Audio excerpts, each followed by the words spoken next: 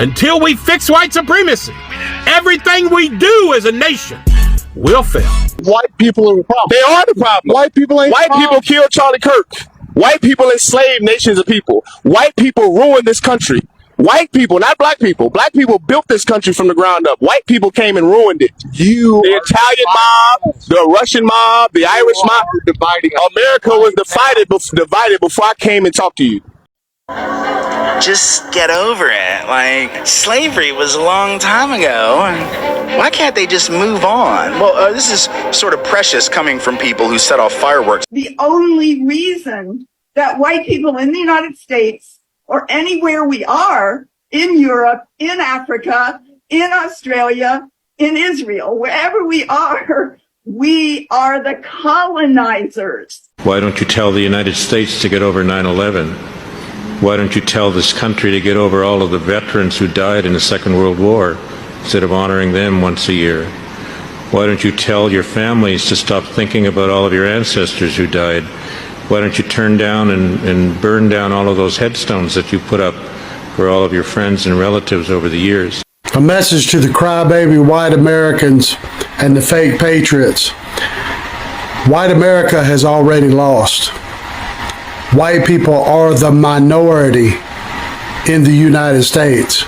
I'll start by asking this. Do you care more about helping Americans or immigrants in this claim? Immigrants are Americans. I'm an immigrant. I'm American. Well, immigrants are not Americans. Americans are the people that were born here. That's not true. What's the basis of your claim? Are you talking about people that get naturalized in the process of becoming American? 14th Amendment. Have you read it? Okay, yes, I have. Citizenship clause. So any persons born or naturalized in the United States are citizens of the United States. I'm aware of that. There's about 40 to 50 million naturalized Americans in this country. Yes, but... You didn't seem aware of it because you said Americans versus immigrants. Wait a minute, I came across these videos that you're going to see here, and it reminded me of something very powerful. This video is very powerful, by the way. I can just imagine how I'm hearing how white people are coming out to be so furious. They seem to be so furious when Black history has finally emerged. And in this video, you're going to watch the reactions from white Americans, what they had to say when it comes to the Black history and how they feel, and how other white Americans had to come and say clearly that they agree the Black history it's kind of really important to Black people. I want you guys to watch this video and I'll be back with more commentaries later on. Remember, this video is for educational purposes and creating awareness, and credit belongs to the original creators of all these videos who made them possible. Watch till the end. Why don't you tell the United States to get over 9/11? Why don't you tell this country to get over all of the veterans who died in the Second World War instead of honoring them once a year? Why don't you tell your families to stop thinking about all of your ancestors who died? Why don't you turn down and burn down all of those headstones that you put up for all of your friends and relatives over the years? It's because it's important for us to remember. We learn from it. And until people show that they have learned from this, we will never forget. And we should never forget, even once they have learned from it, because this is a part of who we are. It's not just a part of who we are as survivors and children of survivors and relatives of survivors, but it's part of who we are as a nation. And this nation must never forget what it once did to its most vulnerable people. A message to the crybaby white Americans and the fake patriots. White America has already lost. White people are the minority in the United States. And whether you know it or not, if you have an uprising against people of color in the United States, you're going to lose bigly. Bigly, as Trump would say. You're going to lose bigly. There are way more people of color in the United States than there are white people. It's just a sad fact for you that you don't already know, that you've already lost. So when you take up arms to start going after people of color, don't be surprised when you're outgunned and overrun by more people than you could ever imagine, because you will be defeated in your little so-called revolution against people of color.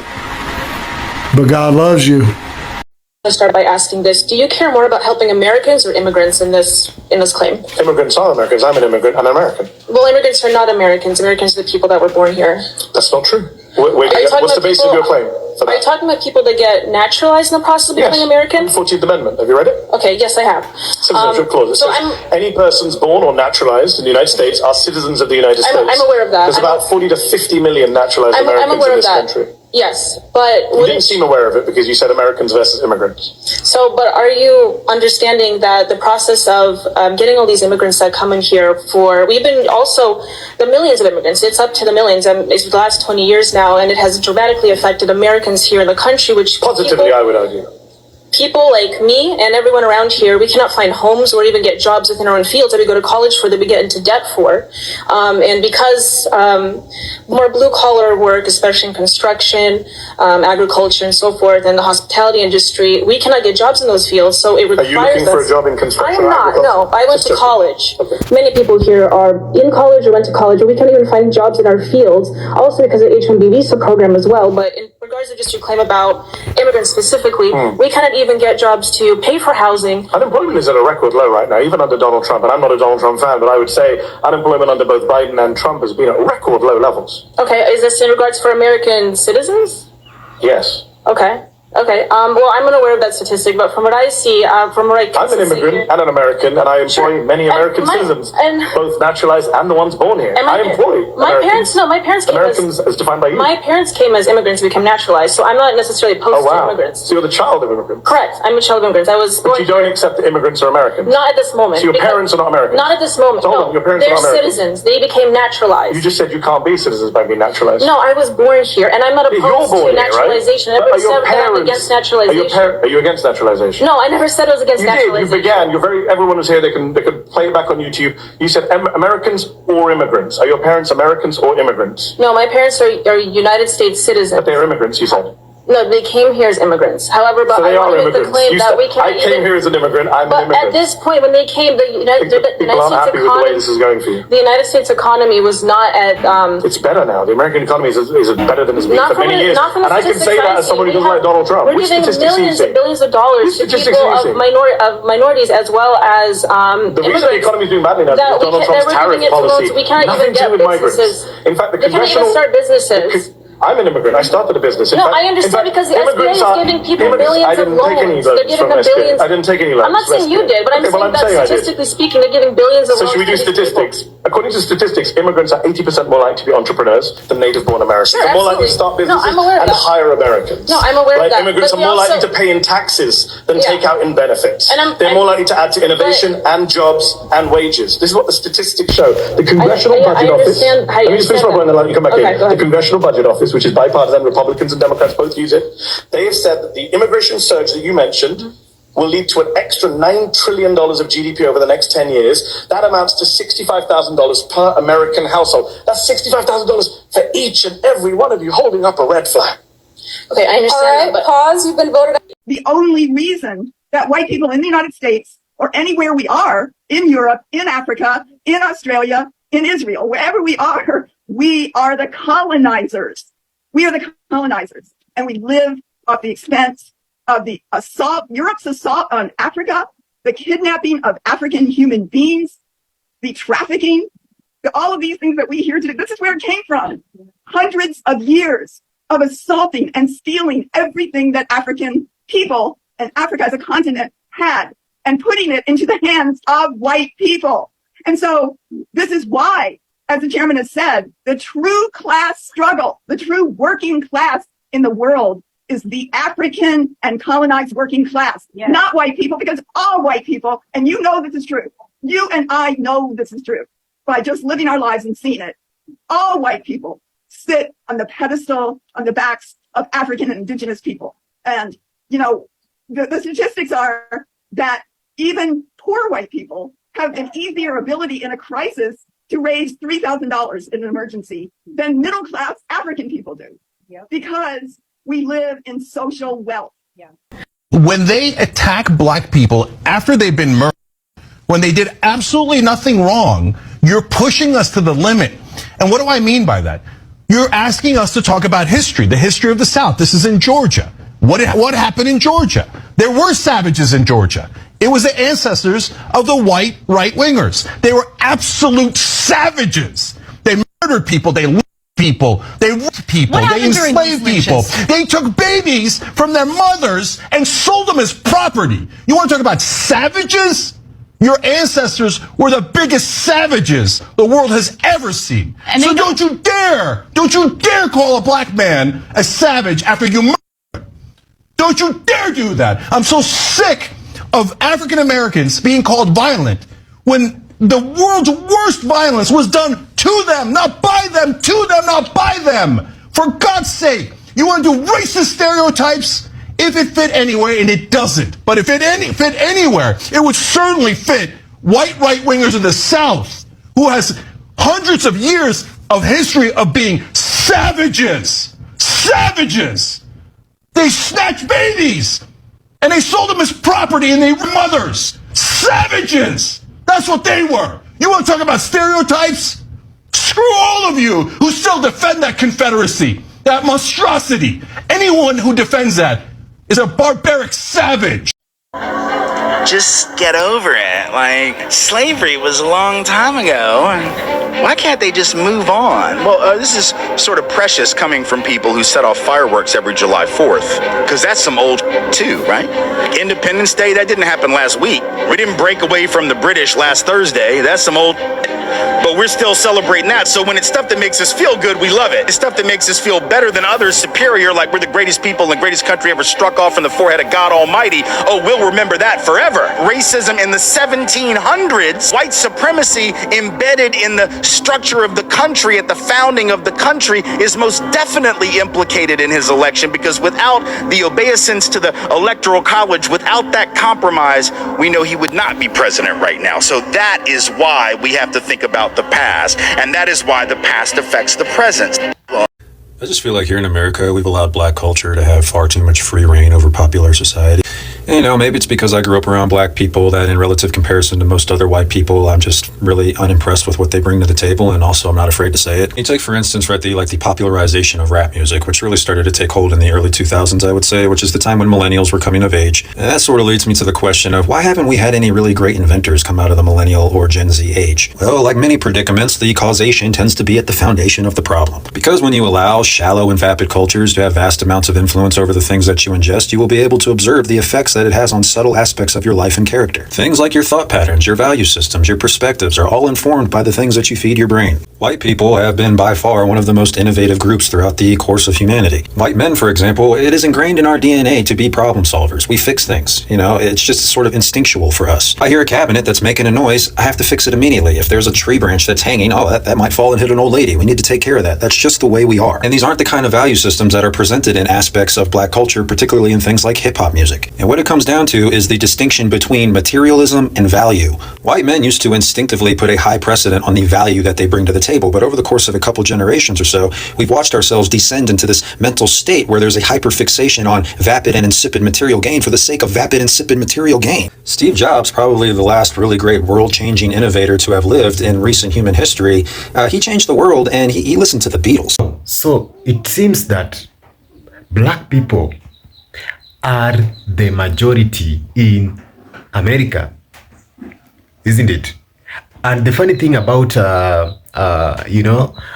about these white people is that many white people came, those who are against the black history, and they are of course furious because the forbidden history has come out very clearly, and they don't want to hear about that history anymore. It seems that the black people have always been the people who invaded so many things in America. They're the one who built America. Because you remember back then, the black people, when they were taken to America as slaves, okay? And that's changed everything. That changes everything now. Because if you can imagine black Americans being the people who were mistreated, and right now, the table has turned. You know, white people some of them, not all, they have always felt like they are the supreme, like they are, this powerful, that they can do anything. And that's why you see many people have been, especially black people, have been always mistreated in some ways in this scenario. And guys, I want you guys to watch this video to the end. I'll be back with more commentaries. Remember to like the video, and let me know what you think about this video in the comment section below. And remember to subscribe, guys. It's the first time watching this video, kindly subscribe. Let's hit the road. Watch to the end. I'll be back with more commentaries, guys. There is nothing more pathetic than white nationalism, because can you imagine being such a loser in life that the thing that you're the most proud of is the fact that you were born with a lack of melanin in your skin? Like, great job, boys. You worked really hard at that. I mean, what's next? You're going to create your entire identity around the color of your eyes or the shape of your feet or the size of your... Okay, so some guys do that. Like, imagine having so little to be proud of in yourself that then you make that your entire identity, to the point that you join a group of other men who are also so proud of the lack of melanin in their skin, and then y'all jump in the back of U-Haul vans in matching outfits that your mommies pressed for you and get driven to cities to march around together in unison with flags. And imagine being so foolish and uneducated that you think that the color of someone's skin is reflective of who they are as a person, or that you can even tell what someone's racial or ethnic makeup is based on how they look. This is the modern day Klan, and white nationalism is, as it always has been, a stain on American society. FBA ideology is very dangerous because while it claims to be pro-Black American, it is aggressively pro-American. And you can't be pro-American to a country whose fundamentals are anti-Blackness and call it liberation. But you know what you can call it? White nationalism. Because that's exactly how right-wing politics work. They tell Black people to disengage, to stop resisting, and to prioritize loyalty to the U.S. state over solidarity with other Black people. This isn't new either, because at every Black liberation movement, there were always people who said, now is not the time, don't rock the boat. There were Black people who opposed slave revolts, sit-ins. Of course, disengagement is less exhausting, but are you going to be the person to stand up for what's right, or are you going to be the person in the back of the bus telling Rosa to just comply, you want to go home? And here's another thing that is going to make some people mad, but it's all right. I'm mad because some folks are trying to get in the way of you learning history, because this is history. I don't want to say repeating itself, it's more of an extension of history. And here's why. You see the same verbiage that we've heard over the course of the last several years. Parents' choice, school choice. Well, those didn't just magically start happening here 5 years ago. No, go back to right after Brown v. Board of Education in 1954. And what you will find, look at places like Boston. Just go Google Boston busing and look at what happened to the Boston school district, the public school district, in the wake of Brown v. Board of Education. I need y'all to go do some homework, and then we'll come back and we'll talk a little bit more. But what we have to stop doing in this country, and I know it's hard when you have a system of government that is trying to limit what you know and how you're able to receive information, but this is all there for us, y'all. There's no reason for us not to know how we got here. That is part of how we got here. You get what I'm saying? You picking up what I'm putting down? The more you know, which is why they're trying to fight against you knowing, the more powerful you are. When they say knowledge is power, y'all, they weren't just saying it as a buzz phrase. Knowledge really is power. I need y'all to go look at what happened in Boston after Brown v. Board of Education. Y'all go check it out. White people have never built their own houses, farmed their own farms, worked manual labor in the history of the United States. So when all the workers are deported and there's no one else here to fulfill that role, because Americans, especially the ones that look like me, are not going to do manual labor for $5, $3, whatever.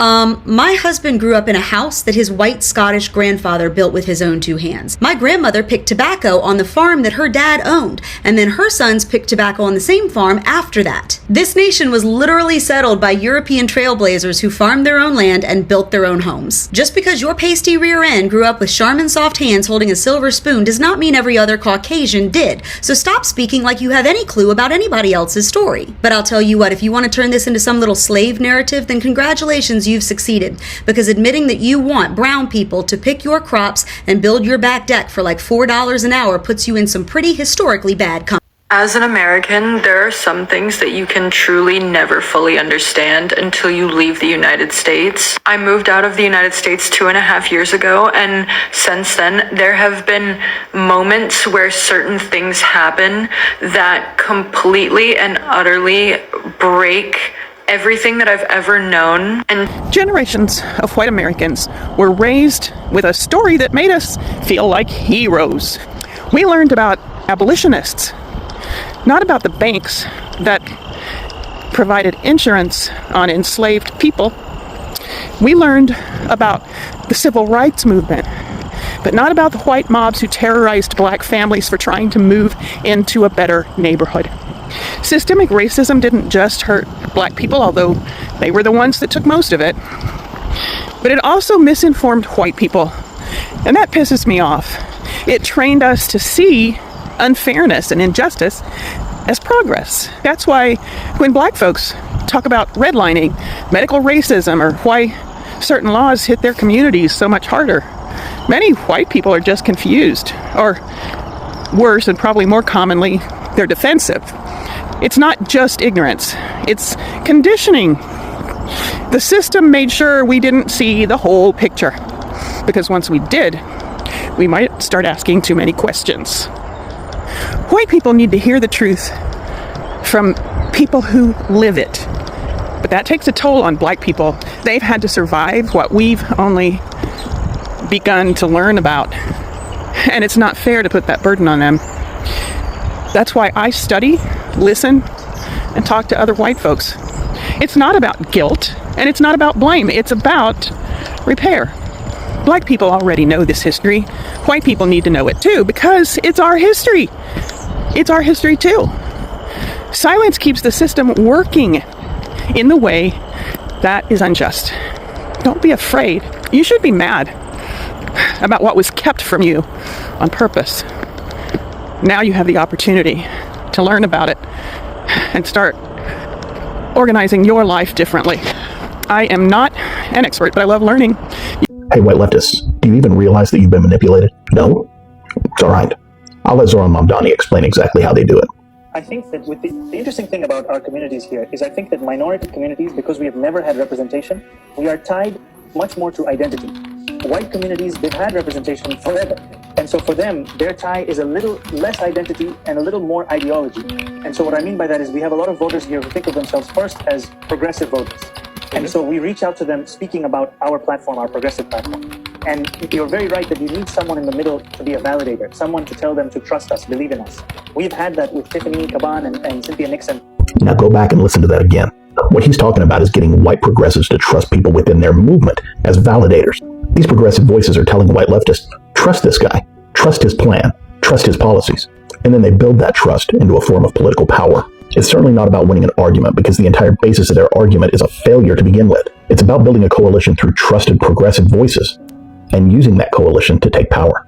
In that entire 45-second video, did you hear political strategy or did you hear manipulation? Because Zoran Mamdani gave you 45 seconds to try to decide for yourself. White people are the problem. They are the problem. White people ain't White people killed Charlie Kirk. White people enslaved nations of people. White people ruined this country.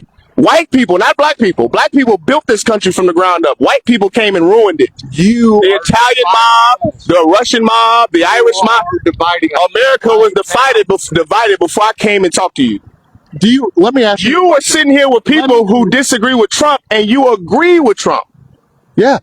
That's division. Freedom of speech. That's division. I didn't divide you. No, you're saying black and white are different. What's the difference? So what's the difference between me saying that and what's his name? Stephen Johnson saying the Democrats are the problem. Is Stephen Johnson not dividing the country politically? 100%. Is Donald Trump not dividing the country politically? 100%. Is his office not dividing the country politically? 100%. So white people are the problem. Not some black man that's sitting out here asking interviews. I'm not dividing the country. White people are dividing the country. Hold on one second.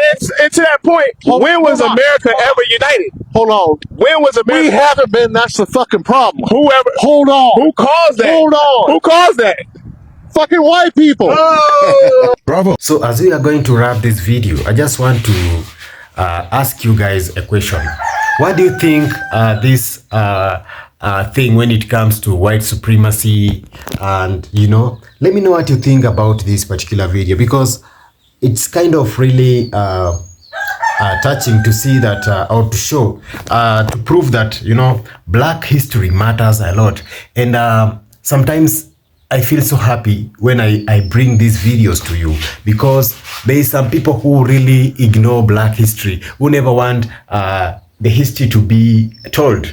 And I'm happy that nowadays even we have those parents who are teaching their kids, their white kids, about the Black history. And that really matters a lot, because they learn to become, they know that racism is bad. They grow respecting each other, and that's how we grow as a community, as a society, as a country, as a nation, and that's how we unite together. Let me know, guys, what you think about this video. It has been a pleasure to bring you this video. Let me know what you think about it. Remember, guys, to subscribe to this amazing channel so that we can continue growing. And sorry, guys, I'm going to buy a mic so that I can be audible enough.